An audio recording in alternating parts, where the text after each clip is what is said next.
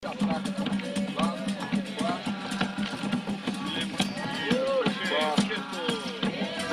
think one of the reasons I've shown this to actors over the years, or I've shown it to cinematographers, was again to break through, because to break through a kind of a prison of the system, you know, in a way. You have so many wonderful young actors who, unfortunately, at times are used by the system. You know, they come out of an independent film, let's say, you know, and then they do wonderful performances. Then they're put in a big Hollywood film, which is about a cartoon character. The film doesn't do too well. The actor doesn't work again, and doesn't work again for maybe 2 or 3 years, or 2 or 3 films, maybe, which is like a year and a half. And I think it becomes like a monster. It's eating its young, you know. And I think one of the things is not only that, but the actor also has to deal with, on a big screen, in the system and the industry the way it is. And I'm talking about Hollywood. I'm talking about, and even though I'm in New York, my films are still financed by Hollywood. So we have a situation that younger people, very talented, the promise of the actors over the years, like a Brando or a Dean or Montgomery Clift, people like that today, sometimes get self-destruct because they're put in a system that has to pay attention every day to the publicity, to which parties they're going to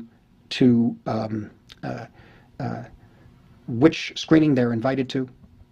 You could be invited to a screening which is the A list, and you could be on the B list. You find out later you may be on the C list, which means you've lost position in town. Now, this happens all the time. This happens all the time in any industry, particularly in Hollywood. But there's something that's happened with the society now, because of the materialism and the consumerism gone mad and rampant, that happens faster. And something like this, something like Rocha's work, to show to actors who have a core of wanting to do something more than becoming part of a system. It might shock them into having fortitude and strength and overcoming those problems. You could do it. Some have done it over the years. Some have done it. There have been great actors who started in the 60s are still working, you know. But I see now what's happening is that people are used up in two days and gone. And I see pictures like this. I say, remember, this is also cinema. This also can happen. This is also film. This is also movies. Because cinema sometimes has a bad connotation in terms of becoming, you know, something that is counterculture. And so our dream at the time in the late 60s, I hadn't made films when I met Glauber Rocha. I hadn't made films at that point when I first met him, when I first saw these films. And our dream at the time, in this, what happened with that whole group in California, when we went to California, was to make new pictures that,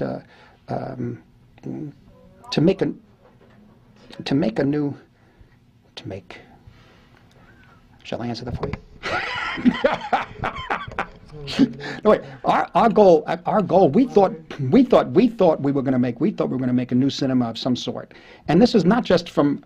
It was the decline. I mean, Rocha and many of the people at that time were talking about the decline of a Hollywood system and Hollywood cinema. That's true, but I guess we became a new group that came in, and we tried up until about 1980, 81. It lasted, and then that was over. That doesn't mean it can't exist. It doesn't mean it still can't work. I think it can work, and I think a lot of that is happening with American cinema since the late 80s, all through the 90s, with independent cinema to a certain extent. But that can also fall into a kind of what's the word? You show pictures to people who already agree with you. You know what I'm saying? People who you get a social topic, and you show a very heartfelt film about some sort of social problem, and who's going to argue? So, it's well made. It is well made. They acted well, but you should go further and use cinema as a language. And now, when these pictures came out, they were talking about 16 millimeter, John Cassavetes shooting, Faces in 16 millimeter being shown on big screens in America and all over the world. The Maisel brothers, Penny Baker, all these films being shown on Saturday nights here, right around the corner here, in major theaters, like regular features from Hollywood, only made with a new approach to cinema, And all over Europe this happening too, and in Japan. And at that time it looked like there would be a new language of cinema in a way, and people were redefining it. Now that's upon us again, and it has to do with digital video, and has to do with the ability of anybody to pick up a camera. And once they want to tell a story with that camera, they got to look through the eyepiece. And when you do that, you have to frame it.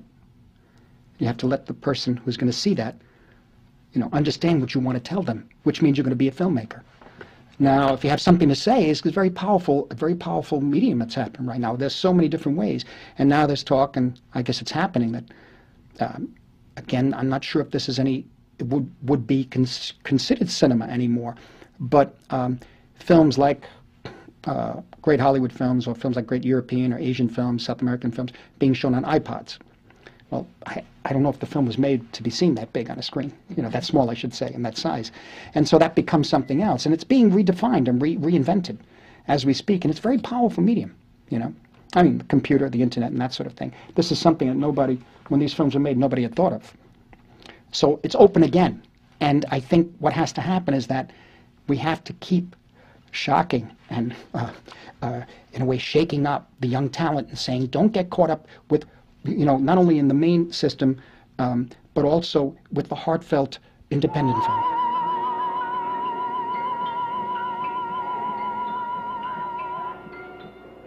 Well, the violence in Antonio dos Mortes is stylized. But the problem is that it's not... It reminds me of a ritualistic violence. It reminds me of rituals that are played out where people don't get hurt, but one plays out the violence. So there's a distancing, in a way. Now, yet, I know that I read about Rocha over the years. I know about Bertolt Brecht and all. I never understood that. I mean, I don't know. I come, as I say, it took me years to come around to where other people were when these films were made. And I was never an intellectual that way, and still am not. But the point is that the distancing didn't matter.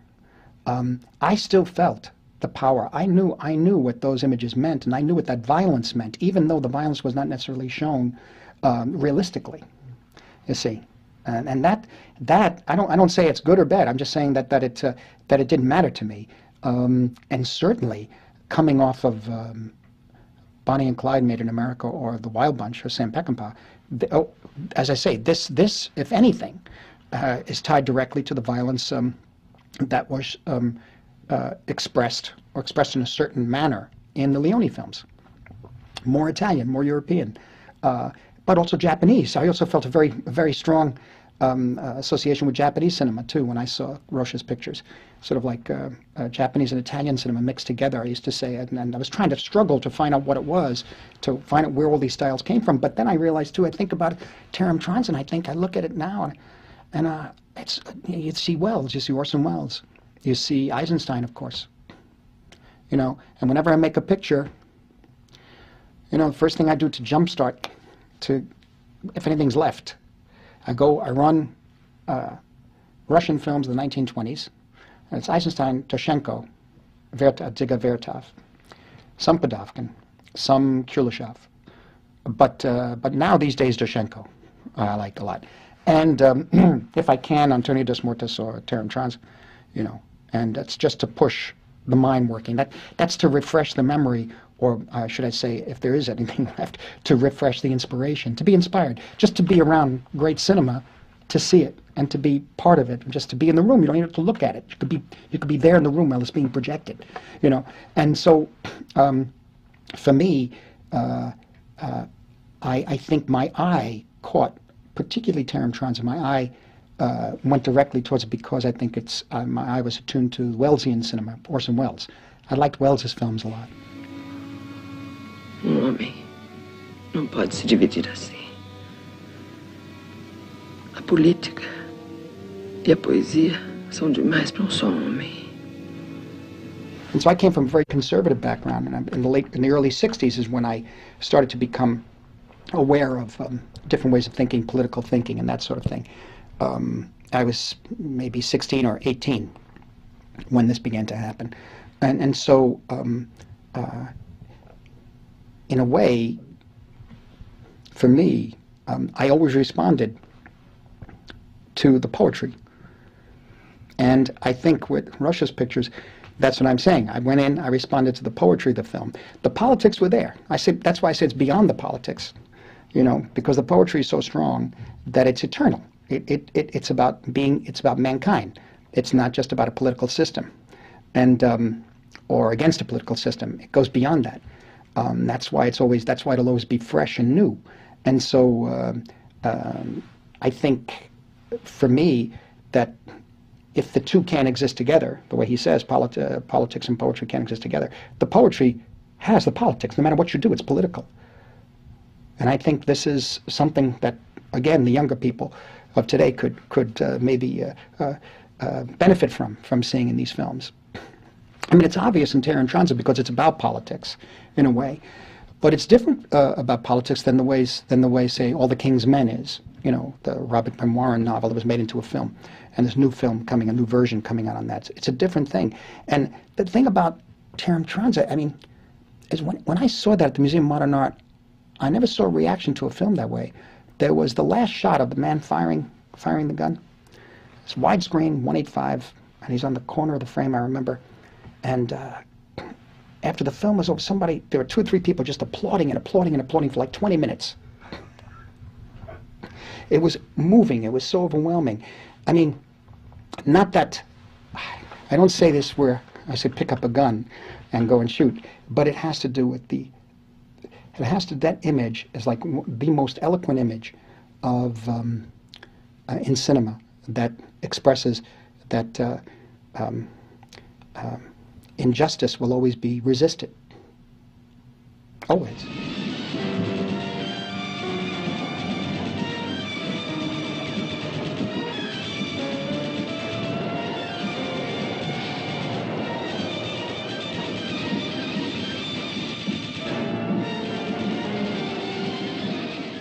One way or the other. It's just going to happen. Because he stays on the screen, and you hear those gunshots. And this image is incendiary. And I saw the reaction in the audience. It was powerful. And so that's poetry, but you can also say it's politics. But the poetry is first. So maybe he's right. I got Glauber, Rocha, I met over the years, then I started making films. There's no doubt Antonio das Mortes had like a major impact on Mean Streets and on Raging Bull. On Raging Bull, we put in some Brazilian music in homage to Glauber. There's a couple of pieces of music in there. But in any event, I think last time I saw him was in Venice, 1980, I think. Yeah. But before that, we had Tom Luddy brought him over to I had a small house in Los Angeles, and we had a dinner as Tom Luddy, myself, and Glauber, and I showed him The Big Shave, his short I had made. And we looked at a John Ford film, The Horse Soldiers. Yeah, The Horse Soldiers. Not a great John Ford film, but it had, he liked Ford, and he liked Westerns, he told me. Era uma espécie assim de cruzar João Ford com Jean Vigo e com Eisenstein. I think it's Antonio. I think, but I go back and forth. There's Land and Anguish and Barravento, but I like very much. Antonio's the one I keep checking back with. I keep showing to people if I think they deserve it. Because sometimes some people are gone. I mean, some people like zombies, and no more feeling or something. I don't know, and I think it's good to show it to people who will, that it might help them in their work. Or even if they reject it, it's something for them to have a reaction to, rather than what's being presented today.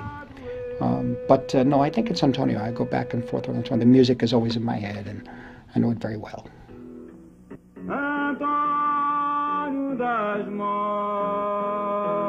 It's fresh. It's new. It doesn't cater to tastes of the box office, or I mean the box office in a bad way, of a traditional, okay, now we're going to sit you down and tell you a nice story. This punches you in the face, you see, and wakes you up. It opens your eyes. And that's what you need today, more than ever.